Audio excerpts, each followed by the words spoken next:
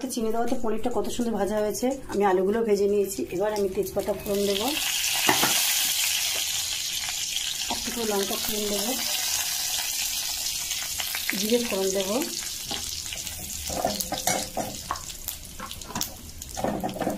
একদম কম আঁচ দিয়েছি যাতে না পোড়া লাগে জিরেটা। এবার আমি মশলা হচ্ছে আদা, শুকনো লঙ্কা আর হচ্ছে টমেটো, এই পেস্টটাকে আমি দিয়ে দেবো।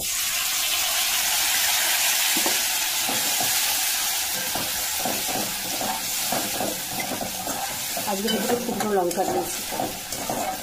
আমি সাধারণত শুকনো লঙ্কা তরকারি আমি করি না, আর এই কাশ্মীর লঙ্কার গুঁড়োটা নেই, তাই জন্য শুকনো লঙ্কা দিয়েছি। কে আবার দোকানে যাবে বলো আনতে।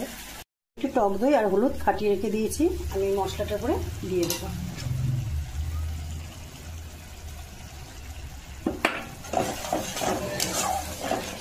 এবার আস্তে করে আগ দিয়ে আমি একটু কষিয়ে নেব। একটুখানি ভাজা মশলার গুঁড়ো দিয়ে দেবো,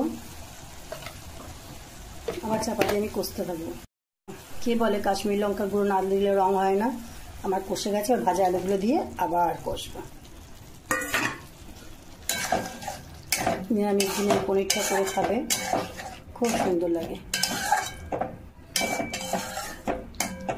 চাপা দেওয়া থাক, আমি একটু সামান্য এটা ধুয়ে, এই বাটিটা ধুয়ে আমি একটু জল দিয়ে দেবো। একটু ধনে পাতা দিয়ে দিলাম, এটা কষবো ধনে পাতাটা দিয়ে, তারপর আমি জল দিয়ে দেবো।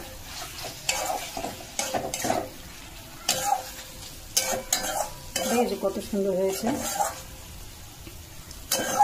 আর একটু কষা হোক।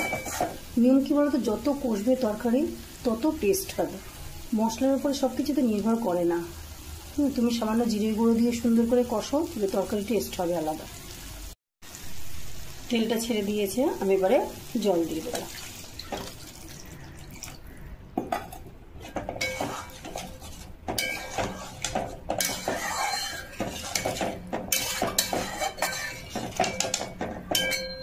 একদম নিরামিষ পনির, ঢাকা দিয়ে দিলাম। তরকারিটা আমার হয়ে এসছে, এবার আমি পনিরগুলো দিয়ে দেবো।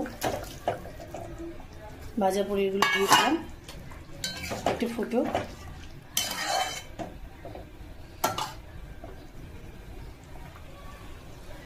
দেখো পনির তরকারিটা হয়ে এসছে। আমুল পনিরটা এত টেস্টি, খেতে কি ভালো লাগে। একটু ভাজা খেলেও ভালো লাগে।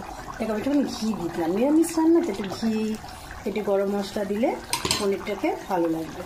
সামান্য একটু গরম মশলা দিয়ে দিলাম।